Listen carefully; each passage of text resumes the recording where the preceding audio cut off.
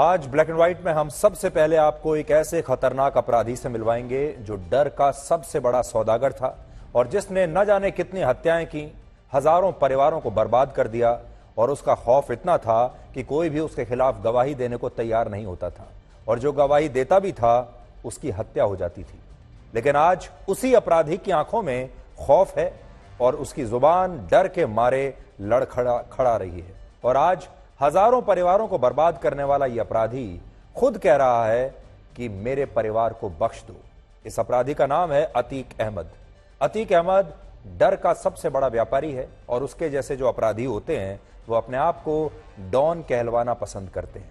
लेकिन आज इस डरे हुए डॉन की ऐसी दयनीय स्थिति देखकर उन परिवारों को बहुत तसल्ली मिली होगी जिन्हें इसने बर्बाद किया है। उन लोगों को बहुत संतोष मिला होगा जिन्होंने कभी न कभी इस डॉन के अत्याचारों को सहा है। उत्तर प्रदेश की पुलिस ने अतीक अहमद को गुजरात की साबरमती जेल से प्रयागराज की सेंट्रल जेल में शिफ्ट करने के लिए लगभग 24 घंटे का सफर तय किया है और यह सफर सड़क मार्ग से पूरा हुआ जो 1270 किलोमीटर का था।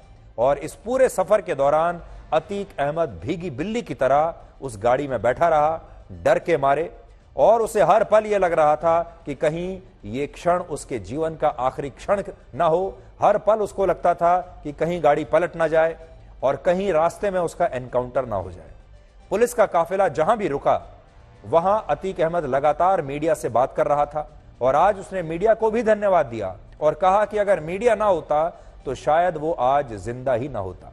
और आज आप भी ये बात सोचिए कि इस पूरे मामले में मीडिया आखिर मदद किसकी कर रहा है?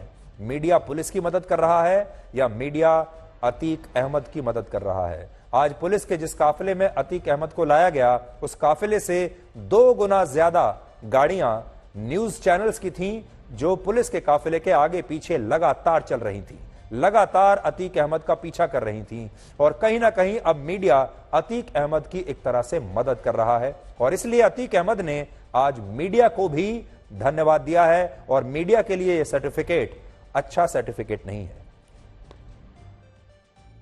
अतीक क्या कहोगे? क्या कहेंगे? आप सबका बहुत बहुत शुक्रिया। अतीक आपको डर लग रहा है? डर लग रहा है क्या?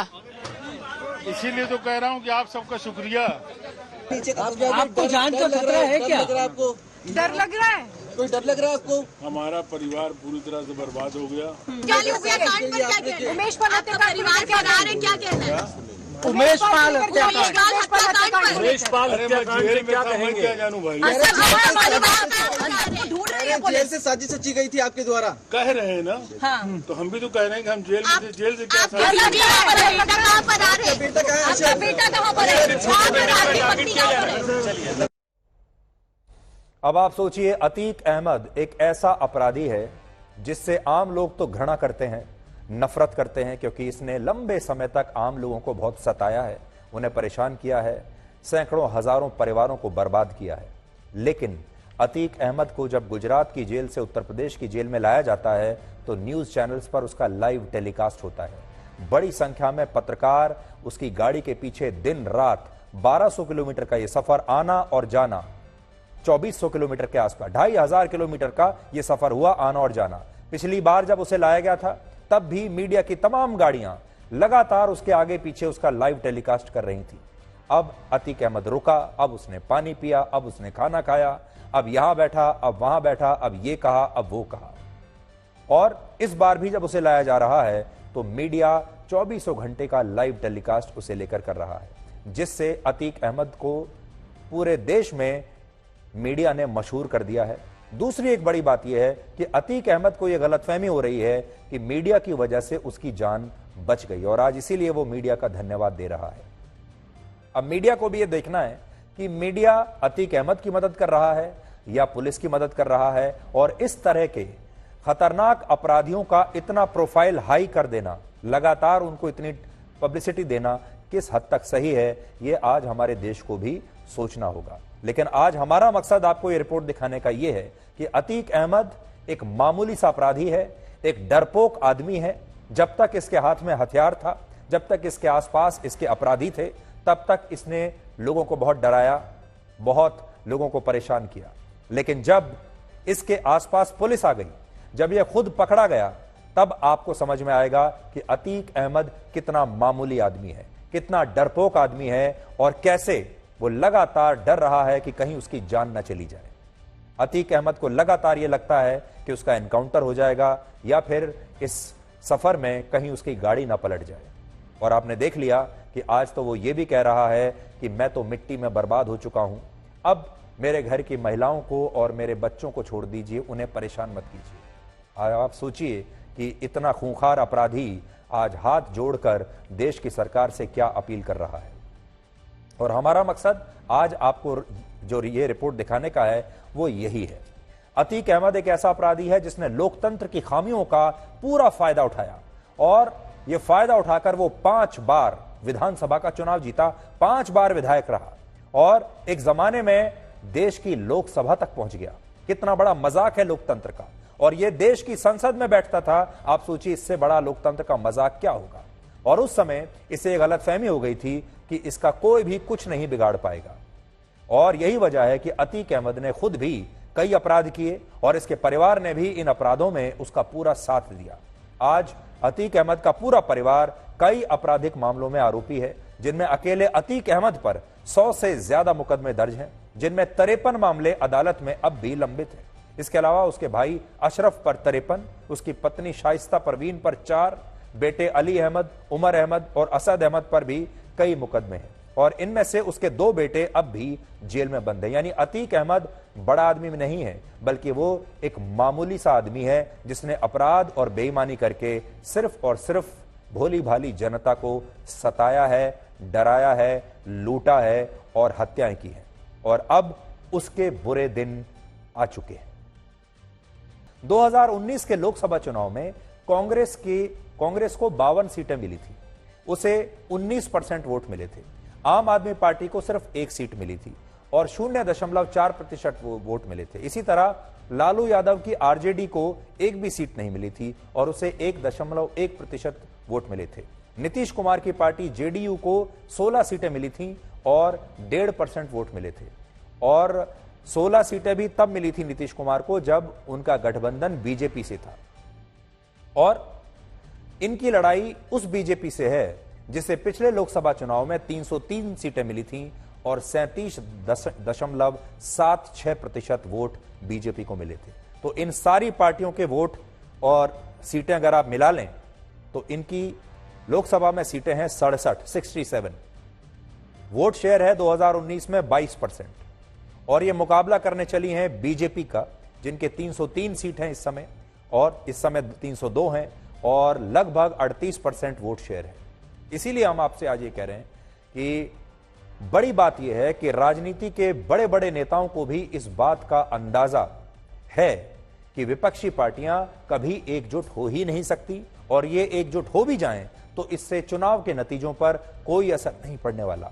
8 अप्रैल को कांग्रेस के पूर्व नेता गुलाम नबी आजाद ने मेरे ही साथ सीधी बात में यही बात कही थी कि अगर विपक्षी पार्टियां एकजुट हो भी जाएं तो वो एक दूसरे को कोई फायदा नहीं पहुंचा सकती।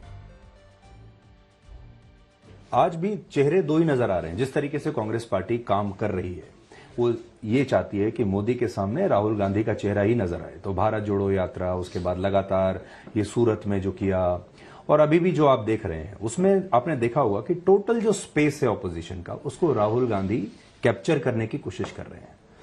तो आपको ऐसा लगता है कि दिस टैक्टिक विल वर्क और अगले चुनाव में जो टक्कर होगी इन दोनों के बीच में ही होगी? कह नहीं सकते, क्योंकि अभी देखना होगा ये जो महीने हैं कि इसमें कांग्रेस सुधर जाती है या अलायंसेस होते हैं और कितने अलायंस होते हैं। और फिर इसके बाद मैं प्री पोल अलायंस का कोई चांस नहीं देखता हूं। मैं पोस्ट पोल के ज्यादा अलायंसेस के चांसेस देखता हूं। प्री पोल अलायंस 2 इक्वल्स के बीच में होता है, या एक 40% हो, 60% हो, 30% हो, 70% हो, 20% हो, 80% हो। अभी अलायंस किसके? मान लीजिए कांग्रेस, उदाहरण देता हूं, कांग्रेस अलायंस करेगा ममता से। कांग्रेस को वहां देने के लिए क्या है ममता? और ज्यादातर स्टेट्स में यही है। आप कांग्रेस करेगी अलायंस अखिलेश के साथ, कांग्रेस के पास है क्या यहां अखिलेश को देने के लिए? वाइस वर्सा मध्य प्रदेश, छत्तीसगढ़, राजस्थान में अखिलेश जी को या ममता जी को क्या है राजस्थान छत्तीसगढ़ में, है? तो ना ये उनको कुछ दे सकते ना वो इनसे, तो अलायंस का क्या फायदा? इस स्टडी के मुताबिक जो लोग प्रतिदिन 5 घंटे से कम सोते हैं, उन्हें प्रतिदिन 7 घंटे की नींद लेने वालों की तुलना में हार्ट स्ट्रोक का खतरा 3 गुना ज्यादा होता है। जबकि जो लोग प्रतिदिन 9 घंटे से ज्यादा सोते हैं, उन्हें 7 घंटे की नींद लेने वाले लोगों की तुलना में दुगना ज्यादा हार्ट स्ट्रोक का खतरा होता है। यानी सिर्फ सही समय पर और सही नींद आना ही जरूरी नहीं है, बल्कि जरूरत के मुताबिक पर्याप्त नींद लेना भी जरूरी है, क्योंकि नींद का सीधा संबंध आपके हृदय से होता है। और दूसरी बात यह कि पर्याप्त नींद का मतलब यह नहीं है कि आपको हर दिन 10 से 12 घंटे सोना है, बल्कि यह स्टडी कहती है कि पर्याप्त नींद के लिए 7 से 8 घंटे काफी होते हैं। तो आपको आगे बढ़ने से पहले यह बताते हैं कि किसी भी व्यक्ति के लिए 7 से 8 घंटे की जो नींद है वो बिल्कुल सबसे सही नींद है। ना उससे ज्यादा सोइए और ना उससे कम सोइए। 7 घंटे से कम सोएंगे तब भी हार्ट अटैक का खतरा है, और 7 से 8 घंटे के से ज्यादा सोएंगे तो भी हार्ट अटैक का खतरा है। असल में नींद का समय उम्र के हिसाब से तय होता है। जैसे 1 साल या उससे कम उम्र के बच्चे की नींद हर दिन 12 से 16 घंटे की होती है। 6 से 12 साल के बच्चे की नींद 9 से 12 घंटे होती है। 12 से 18 वर्ष की उम्र में नींद 8 से 10 घंटे की होनी चाहिए, और 18 से 65 साल के लोग अक्सर हर दिन 7 से 9 घंटे तक सोते हैं। तो नींद के लिए इतना समय पर्याप्त माना जाता है। तो अगर आप 18 साल से ऊपर हैं तो आपके लिए 7 से 9 घंटे सही समय है, और अगर और उसको आप स्क्वीज करेंगे तो 7 से 8 घंटे आपको सोना चाहिए। दक्षिण कोरिया में लोग औसतन हर दिन 6 घंटे 41 मिनट सोते हैं, जापान में 6 घंटे 47 मिनट, और भारत में 7 घंटे और 1 मिनट सोते हैं। अमेरिका में 7 घंटे 33 मिनट, ब्रिटेन में 7 घंटे 49 मिनट, और फ्रांस में लोग हर दिन औसतन 7 घंटे 50 मिनट की नींद लेते हैं। यानी फ्रांस में लोग सबसे ज्यादा सोते हैं, लगभग 8 घंटे। यानी भारत दुनिया के उन देशों में है जहां लोगों की नींद लगातार कम हो रही है, और शायद हो सकता है कि इसी वजह से अब हमारे देश में हार्ट अटैक्स की वजह से ज्यादा लोगों की मौत भी हो रही है। आपने कभी सोचा नहीं होगा, लेकिन यह बात सोचिएगा जरूर। हाल ही में राज्यसभा में सरकार ने बताया था कि वर्ष 1990 में पूरे देश में जितनी मौत होती थी, उनमें से 15% मौतों का कारण हार्ट से जुड़ी बीमारियां होती थी। लेकिन 2016 में यह आंकड़ा 15% से बढ़कर 28% हो गया। सोचिए, 28% जो लोग हैं वो हार्ट अटैक की वजह से मर रहे हैं।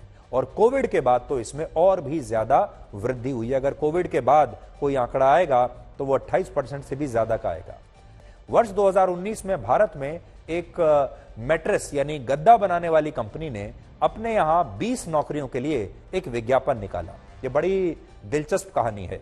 ये कंपनी मैट्रेस बनाती थी और 20 नौकरियां इसके यहां थी, और उस विज्ञापन में लिखा कि जो व्यक्ति 100 दिनों तक हर रात 9 घंटे हमारे मैट्रेस पर सो सकता है, वो इस नौकरी के लिए योग्य है। यानी किसी को भी 100 दिन तक लगातार उनके मैट्रेस पर 9 घंटे सोना है। तब इन 20 नौकरियों के लिए भारत में 1,07,000 लोगों ने आवेदन दिया था। सोचिए, 20 नौकरियों के लिए 1 लाख से ज्यादा लोगों ने आवेदन दिया, और काम सिर्फ यह था कि उन्हें सोना है। लेकिन जब इन लोगों का इंटरव्यू हुआ और इन लोगों को सोने के लिए कहा गया, तो ज्यादातर लोग मुश्किल से 7 घंटे भी सो नहीं पाए। उसके बाद नींद ही नहीं आई। यानी हमारे देश में हर व्यक्ति को यह लगता है कि सोना कौन सी बड़ी बात है, यह तो सबसे आसान काम है। अकेले भारत में ही स्लीप इंडस्ट्री यानी सोने का जो उद्योग है आज 25,000 करोड़ रुपए का हो चुका है। और भारत में बहुत सारे लोग आज अच्छी नींद के लिए कभी तो महंगे महंगे गद्दे खरीदते हैं, महंगे तकिए खरीदते हैं, और या फिर नींद की गोलियां लेते हैं।